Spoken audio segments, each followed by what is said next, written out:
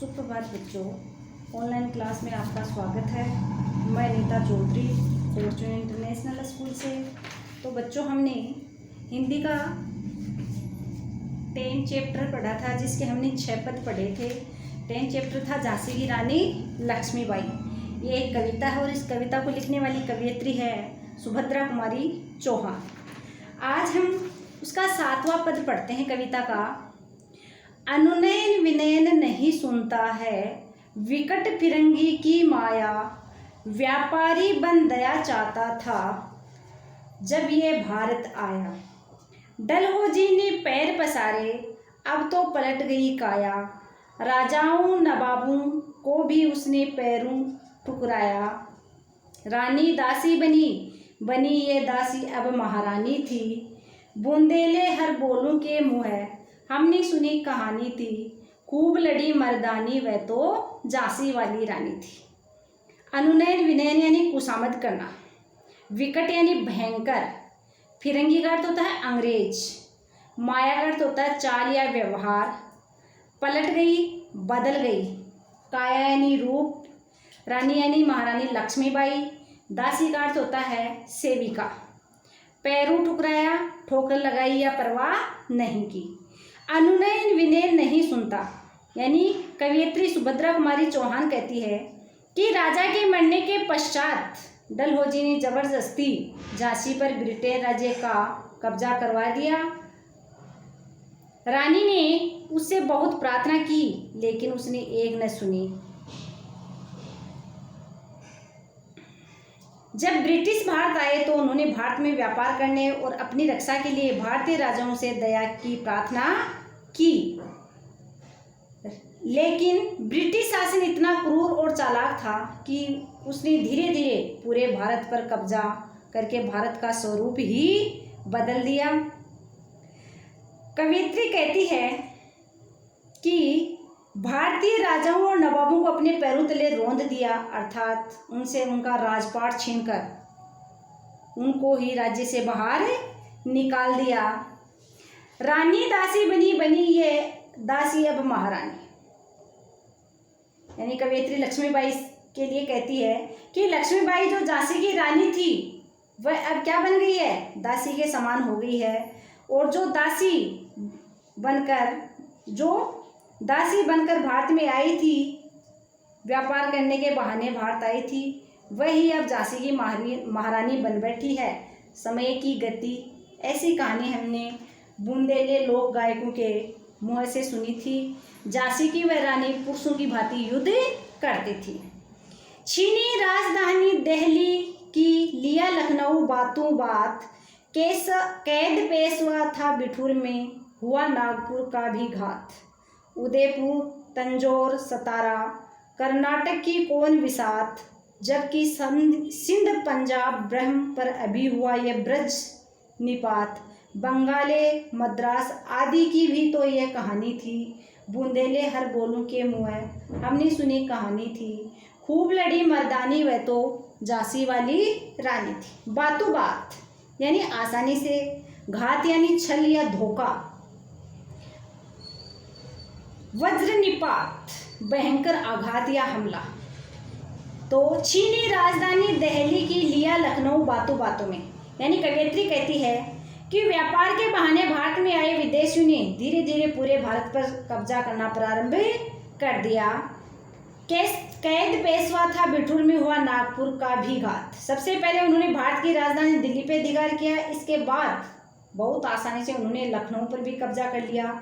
बिठूर के पेशवा यानी बाजीराव को कैद करके बिठूर पर भी अधिकार कर लिया। उदयपुर तंजौर सतारा कर्नाटक कौन विसात, नागपुर पर भी हमला किया अंग्रेजों ने।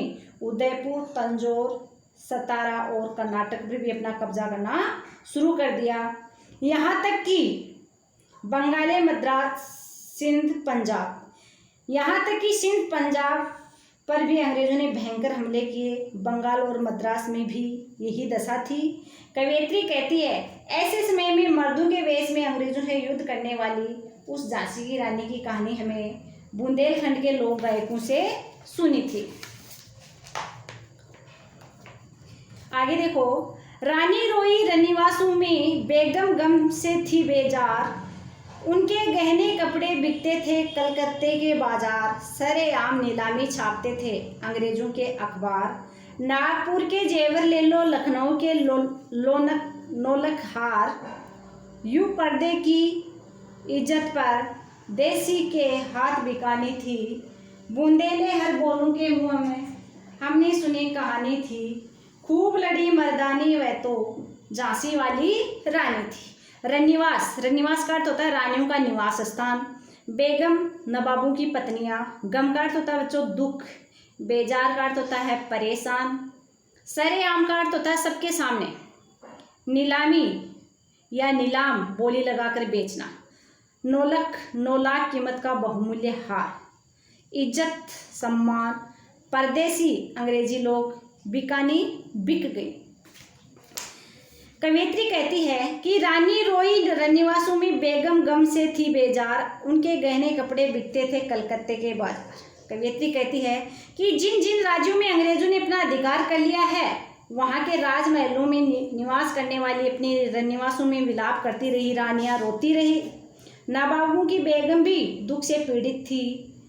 सरेआम नीलाम छापते थे अंग्रेजों के अखबार। गुलाम रानियों और बेगम के गहने जवाहरात और कीमती कपड़ों को कलकत्ते के बाजार में नीलाम के द्वारा बेचा जाता था। नागपुर में जेवर ले लो, लखनऊ के नौलख हार, यानी बाजारों में होने वाली नीलामियों की खबरें अंग्रेजी समाचार पत्रों में सरेआम छापी जाती थी। नागपुर के जेवर और लखनऊ के नौलख के हार बोलियां लगाकर खुलेआम बेचे जाते थे। इस प्रकार भारतीय नारियों का मान सम्मान खुलेआम विदेशियों के द्वारा बेचा जा रहा है। झांसी की रानी के युद्ध का वर्णन बुंदेलखंड के लोक गायकों के मुंह से हमने सुना है। आगे है, कुटिया में थी विषम वेदना, महलों में आहत अपमान। वीर सैनिकों के मन में था अपने पुरखों का अभिमान। नाना दुदुपत पेशवा जुटा रहा था सब सामान। बहन छबीली ने रणचंडी का कर दिया प्रकट आह्वान। हुआ एक प्रारंभ उन्हें तो सोई ज्योति जागनी थी। बुंदेले हर बोलों के मुंह है, हमने सुनी कहानी थी। खूब लड़ी मर्दानी वह तो झांसी वाली रानी थी। कुटिया, कुटिया का अर्थ होता है झोंपड़ी। विषम का अर्थ होता है कठिन। वेदना का अर्थ होता है दुख। पुरखों, पूर्वजों। रणचंडी का अर्थ होता है बच्चों युद्ध की देवी दुर्गा। आह्वान करना, पुकारना। तो कवियत्री कहती है कि कुटिया में थी विषम वेदना, महलों में आहत अपमान। कवियत्री कहती है कि झांसी पर भी अंग्रेजों ने अपना अधिकार करके रानी के मान सम्मान को ठेस पहुंचाई है। महल और कुटिया में रहने वाले सभी लोगों के मन अपमान से पीड़ित थे। वीर सैनिकों के मन में अपने पुरखों का अभिमान है। सभी के मन में पूर्वजों के प्रति अभिमान था। अतः वे सभी अंग्रेजों से इस अपमान का बदला लेना के लिए तत्पर हो उठे। नाना दुदुपत पेशवा जुटा रहा था सब सामान। बहन छबीली ने रणचंडी का कर दिया प्रकट आह्वान। पेशवा दुदुपत अंग्रेजों का सामना करने के लिए अपनी सेना और सामान तैयार कर रखा था। तो लक्ष्मीबाई शोक को त्याग कर, यानी दुख को त्याग कर रणचंडी के सम्मान अंग्रेजों से युद्ध की घोषणा कर दी और झांसी वासियों को इस युद्ध में भाग लेने व स्वतंत्रता रूपी यज्ञ में खोई हुई इज्जत और मान सम्मान वापस पाने के लिए भाग लेने हेतु प्रेरित किया। कवियत्री कहती है कि हमने बुंदेलखंडे हर बोलों के मुँह में झांसी की रानी पुरुषों के समान युद्ध किया, ये कहानी हमने सुनी है। तो बच्चों आज हमने इसके 5 पद पढ़े हैं। आगे के जो पद हैं वो अगले वीडियो में पढ़ेंगे। आपको ये व्याख्या एक बार दोबारा से याद करनी है। धन्यवाद।